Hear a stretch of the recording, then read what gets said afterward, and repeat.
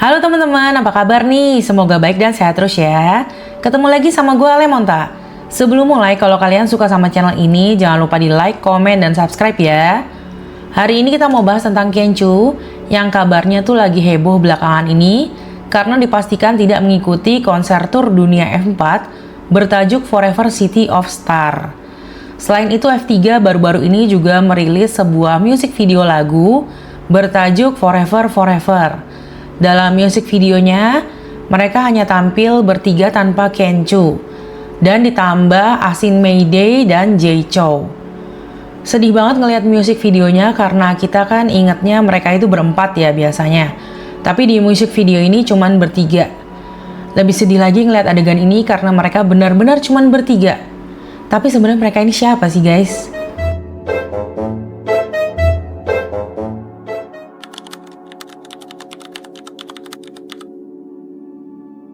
Lanjut guys, kabar tentang ketidakhadiran Kencu di konser tur dunia F4 bertajuk Forever City of Star tentunya menimbulkan banyak gosip. Apalagi gosip-gosip kurang sedap tentang Kencu memang sudah beredar sejak lama. Banyak fans F4 yang senang waktu F4 mendadak muncul sebagai tamu di konsernya Mayday di bulan Juli 2025. Apalagi mereka memang sudah lama tidak pernah tampil sepanggung bersama. Momen ini pun menjadi momen viral di kalangan penggemar F4. Penampilan anggota F4 seperti Jerian dan yang lainnya menuai banyak pujian karena terlihat awet muda dan awet ganteng. Di sisi lain, Kencu sempat menjadi pembicaraan karena perubahan bentuk badannya dan terlihat menggunakan pakaian yang warnanya beda sendiri. Saat itu dia bercanda dengan mengatakan bahwa dia merasa lega setelah tampil. Saya sudah berpura-pura bodoh selama ini. Setiap kali ada yang bertanya tentang reuni, saya bilang saya tidak tahu. Saya tidak dekat dengan mereka. Setelah hari ini saya tidak perlu berpura-pura bodoh lagi. Di balik momen viral ini, ternyata telah terjadi perselisihan yang membuat Kencu merasa kurang nyaman. Sebelumnya waktu live streaming, Kencu cerita tentang alasannya kenapa Asin membujuk F4 untuk bersatu lagi. Kata Asin, semua hal baik dari masa muda kita secara bertahap mulai memudar, dan saya ingin menyatukan kembali hal-hal baik ini. Salah satunya adalah reuni kalian. Kencu mengaku tersentuh dengan idenya Asin dan bersedia untuk tampil bersama. Di saat yang sama, Kencu juga cerita kalau sebenarnya dia tidak akrab dengan anggota F4 lainnya. Memang menyenangkan untuk bekerja sama, tapi mereka tidak berinteraksi di kehidupan sehari-hari. Mereka terakhir kali berkumpul 9 tahun yang lalu, dan itu sudah lama sekali. Menurut Kencu, awalnya mereka memiliki grup chat bersama. Namun mengurus 4 orang yang dimanajeri 4 perusahaan berbeda atau melakukan pekerjaan secara independen sangatlah rumit. Menurutnya grup chat itu tidak efektif dan membiarkan organizer untuk mengurusnya tanpa terlalu banyak ikut campur. Sehingga Kencu memutuskan untuk keluar dari grup chat mereka. Dia bahkan sudah menghapus nomor mantan membernya yang disebut tidak pernah menghubunginya selama 2 tahun belakangan. Lebih lanjut, Kencu mendeskripsikan kondisi hubungan F4 sebagai tidak baik, tapi juga tidak buruk. Tidak ada perselisihan serius di antara mereka. Menurutnya mereka semua sibuk dengan urusan masing-masing. Lanjut, menurut Kencu, aku hanya berpikir hubungan antara manusia tidak harus kuat. Bukannya mereka membuatku tidak senang. Aku hanya tidak cocok untuk industri ini. Aku tidak senang dengan industri ini. Maksudnya kalian pasti ada satu hal yang kalian benci dari pekerjaan kalian, tapi tidak punya pilihan untuk melakukannya kan? Saat muncul lagi bersama F4 di konser Mayday di bulan Agustus 2025, barulah Kencu muncul dengan penampilan senada. Menurut media Taiwan, pada bulan September 2025, konser tur F4 ditangguhkan karena sifat Kencu yang sulit dikendalikan. Dia dikabarkan suka melakukan pelanggaran kerahasiaan, mengabaikan peringatan dari tim produksi dengan membocorkan banyak detail rencana konser saat live streaming. Dia juga diduga membuat komentar yang memecah belah tentang hubungannya dengan anggota yang lain. Karena hal ini, Jerian, Vanessa Wu, dan Vic Chow diduga menolak untuk sepanggung lagi dengannya. Selain itu, kabarnya hal ini menyebabkan banyak masalah bagi perusahaan, sehingga perusahaan fokus pada kemajuan Jerian, Vic Chow, dan Vanessa Wu saja. Lalu di bulan November 2025, konser Tour F4 dikabarkan mengalami perubahan. Yang tadinya direncanakan akan mereunikan keempat anggota F4 menjadi F3 dengan Jerian, Vic Chow, dan Vanessa Wu saja. Saat dihubungi, pihak Kencu mengatakan bahwa mereka juga tidak tahu tentang apa yang sedang terjadi. Mengenai apakah Kencu sedang mempersiapkan konser ini, pihak Kencu mengatakan bahwa saat ini belum tepat untuk mengungkapkannya. Namun menurut akun resmi WeChat Happy Shanghai dari Biro Kebudayaan dan Pariwisata Kota Shanghai, konser tur dunia F4 bertajuk Forever City of Stars akan dimulai di Shanghai dari tanggal 19 hingga 22 Desember 2025. Banyak netizen menemukan bahwa tidak ada nama Kencu dalam artikel tersebut, sehingga mereka menduga bahwa F4 benar-benar sudah berubah menjadi F3. Pada 3 Desember 2025, media membagikan kabar yang sama. Di tanggal 5 Desember 2025, video musik lagu berjudul Forever Forever dirilis. Di dalam lagu tersebut tampil F3, Jerian, Vanessa Wu, dan Vic Chow. Meskipun tanpa Kencu, ada penampilan dari Jay Chou dan Asin Mayday. Selain ikut menyanyi, Jay Chou dan Asin Mayday terlibat dalam pembuatan musik dan lirik lagu tersebut. Musik videonya keren sih, nostalgia banget buat fans F4, Jay Chou maupun Mayday. Di sisi lain, gosip seputar Kencu di Depak dari F4 pun memanas. Beberapa saat kemudian, Kencu memberikan pernyataan melalui akun media sosialnya. Dalam pernyataannya, Kencu menjelaskan bahwa dia sebenarnya belum menandatangani kontrak dengan perusahaan Believe in Music dan baru berada pada tahap diskusi awal.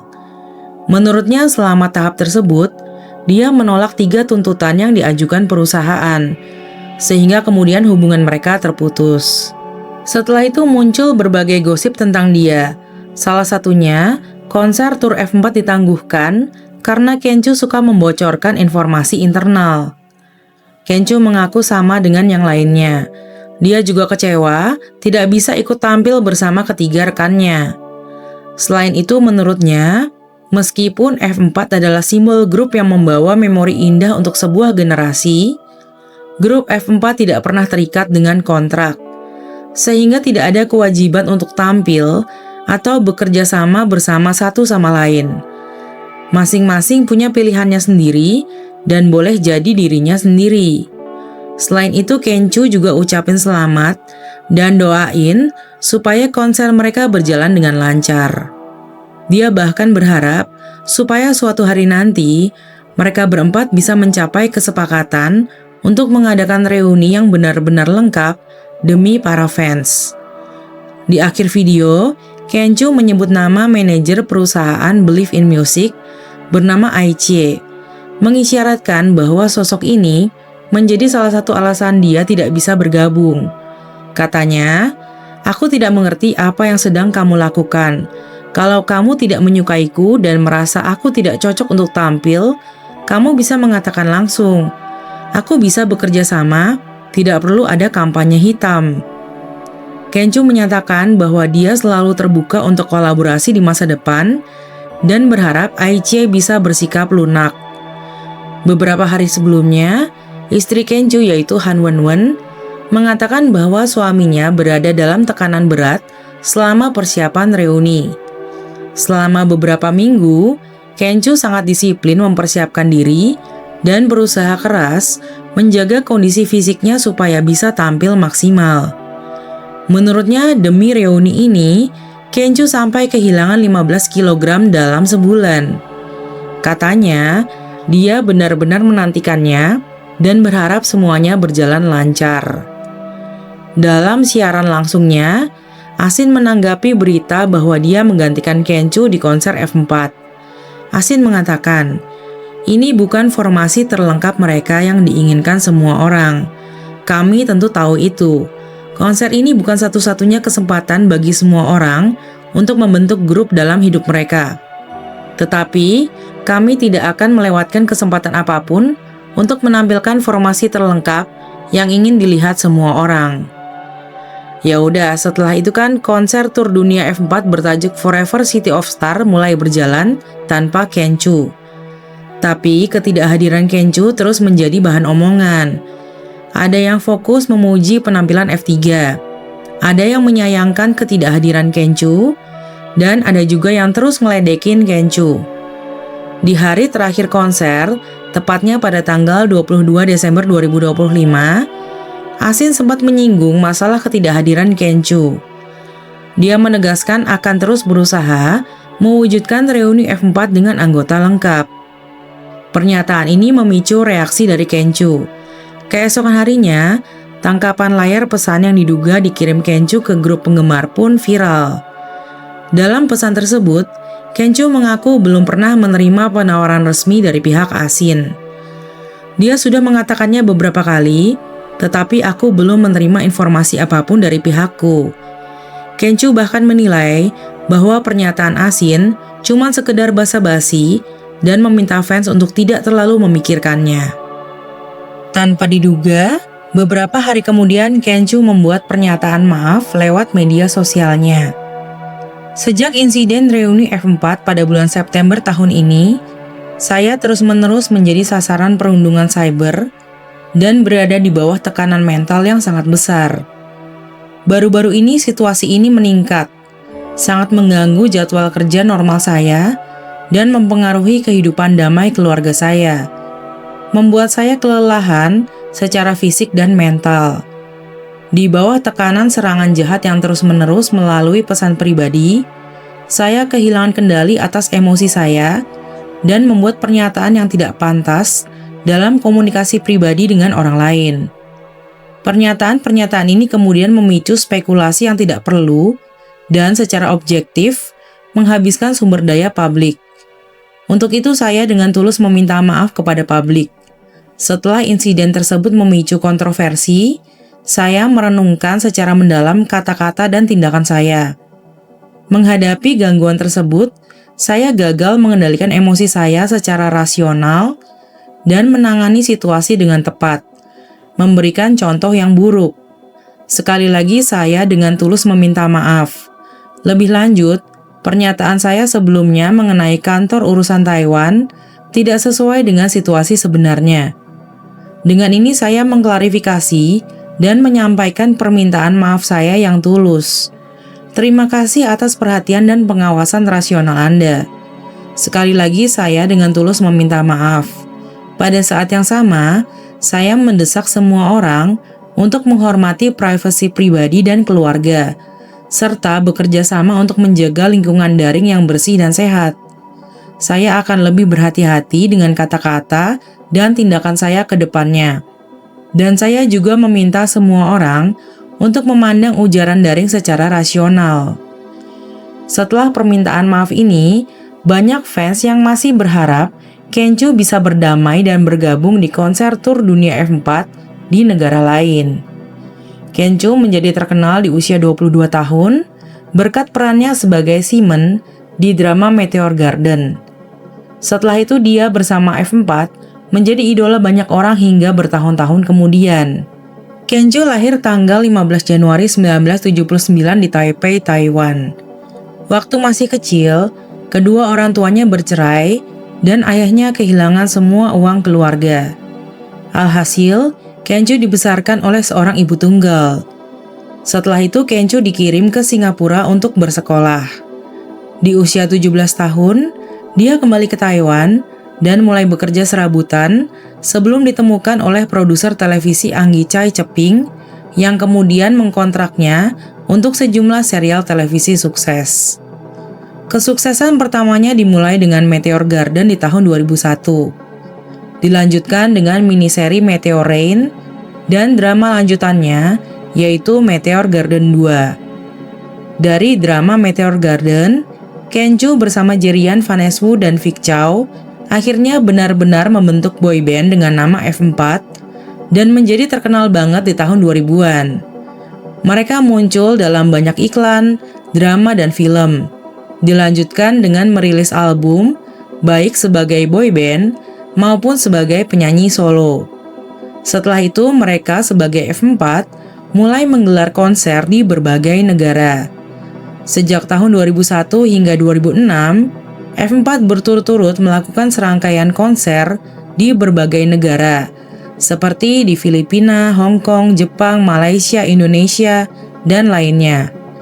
Di saat yang sama, Kenju juga muncul dalam beberapa film dan banyak drama, seperti Marmalade Boy, Poor Prince, Come to My Place, Love Storm, City of Sky, The Legend of Chu Liu Xiang, Wish to See You Again, dan lainnya. Dia juga bergabung dengan tim sutradara Stanley, lalu menjelajahi dunia pementasan teater. Selain bisa berakting dan bernyanyi, Kenju juga pintar bermain gitar. Bisa dibilang dia itu merupakan seorang artis yang memiliki banyak bakat. Lain dengan rekan-rekannya seperti Vic Chow yang muncul sebagai pangeran ganteng, Jerian yang tulus penuh kasih sayang, dan Vaneswu yang jago dance, Kenju mengambil pendekatan sebagai seorang yang benar-benar menyukai musik. Di tahun 2004, dia membentuk sebuah band bernama Freebird sebagai bentuk penghormatan kepada idola mereka, The Beatles. Band ini memiliki keunikan sebagai band rock yang beranggotakan 5 orang dengan satu perempuan memainkan alat musik cello. Bersama Freebird, Kenju merilis sebuah album berjudul On Ken's Time. Selain menyanyi, Kenju juga berkontribusi dalam penulisan lagu dan musik untuk beberapa lagu dalam album ini. Setelah itu, Kenju yang juga pintar memasak, merilis buku memasak yang dipasarkan di Taiwan, Cina, dan Jepang. Di tahun-tahun tersebut, Kenju berhasil meraih popularitas yang besar di Jepang. Sehingga di tahun 2007, dia mengadakan konser solo pertamanya di Jepang. Konser berjalan dengan sangat baik. 10.000 tiket berhasil terjual habis. Semua merchandise berupa kaos dan kalender juga terjual habis. Kesuksesan konser pertama dilanjutkan dengan konser lainnya di Jepang selama 4 tahun berturut-turut. Dengan demikian, dia menjadi satu-satunya penyanyi Tiongkok dalam beberapa tahun terakhir yang menggelar beberapa konser solo di Jepang selama 4 tahun berturut-turut. Di tengah kesibukannya, Kenju menyempatkan diri untuk berpartisipasi dalam beberapa kejuaraan tai chi dan gulat sebagai seorang atlet. Rupanya selama 2 tahun terakhir, dia berlatih tai chi setiap hari dari jam 7 hingga jam 9 pagi. Hasilnya, di pertengahan tahun 2007, dia berhasil membawa pulang medali emas dari kejuaraan dunia tai chi dan gulat di Spanyol. Lalu 2 medali emas lagi dari kejuaraan wushu di Amerika. Dalam 10 tahun sejak debutnya, Kenju terlihat memiliki banyak kegiatan dan prestasi sebagai seorang aktor, bintang iklan, penyanyi, koki, dan atlet. Namun ternyata, selama 10 tahun di bawah naungan manajemennya, Kenju merasa tidak pernah hidup untuk diri sendiri. Dia mengalami posisi di mana pada awalnya dia merupakan seorang superstar yang menjadi pusat perhatian manajemen, tetapi mengalami depresi karena tekanan tinggi dan sorotan tajam media. Lalu kemudian berubah menjadi orang tertindas yang bahkan tidak bisa mendapatkan bayaran untuk albumnya sendiri. Kenju mengawali karirnya sebagai seorang pemuda yang harus bekerja serabutan untuk memenuhi kebutuhan hidupnya sendiri. Dia mengerjakan 2 pekerjaan dalam sehari, dari siang hingga sore, dan dari malam hingga tengah hari. Tidak punya koneksi dan tidak berpendidikan. Tapi dia ingin memberikan yang terbaik untuk keluarganya. Ketika tawaran menjadi artis datang di tahun 2000, Kenju tentu saja ingin mencobanya. Saat itu menurutnya pekerjaan ini bisa sangat menguntungkan. Di awal ketenarannya, F4 menggelar banyak konser di berbagai negara. Selama konser, Kenju hanya bisa berdiam di dalam hotel. Saking bosannya, dia akan menghubungi teman dan minta diajak keluar. Antara jam 3 dan jam 4 subuh, mereka akan pergi untuk nongkrong di sebuah restoran kecil. Kenju merasa senang, tapi dalam keadaan seperti itu, media yang memantau dengan intens tidak akan ramah. Intinya dia stres dengan kondisi tersebut. Konflik antara Kenju dan manajemennya akhirnya meletus saat dia memproduksi album solo keduanya di tahun 2009. Untuk album ini, Kenju dengan tekun memproduksi 5 lagu baru. Namun dia diberitahu bahwa perusahaan tidak punya anggaran untuk musik video maupun distribusi. Akhirnya Kenju membiayai sendiri musik videonya dan melakukan pra-penjualan. Saat itu dia berhasil menjual lebih dari 2.000 kopi di hari pertama. Lalu kemudian diberitahu bahwa mereka hanya mencetak sebanyak 3.000 kopi. Menurut Kenju, jika mereka mencetak 30.000 kopi, dia bisa menjual semuanya. Kenju merasa harus menelan harga dirinya dan menanggung rasa sakit hati. 10 tahun itu terlalu menyakitkan. Setelah kontrak kerja berakhir, Kenju merasa terbebas. Akhirnya dia bisa hidup untuk dirinya sendiri. Jadi setelah terbebas dari kontrak, diharapkan depresi yang dialaminya juga akan berakhir. Sepanjang tahun 2010, Kenju sering tinggal di Beijing. Di sana dia membuka bisnis toko barang antik. Tapi karena besarnya biaya operasional, di akhir tahun Kenju mengalihkan toko tersebut ke penjualan online. Sekian cerita hari ini, terima kasih sudah nonton sampai akhir ya.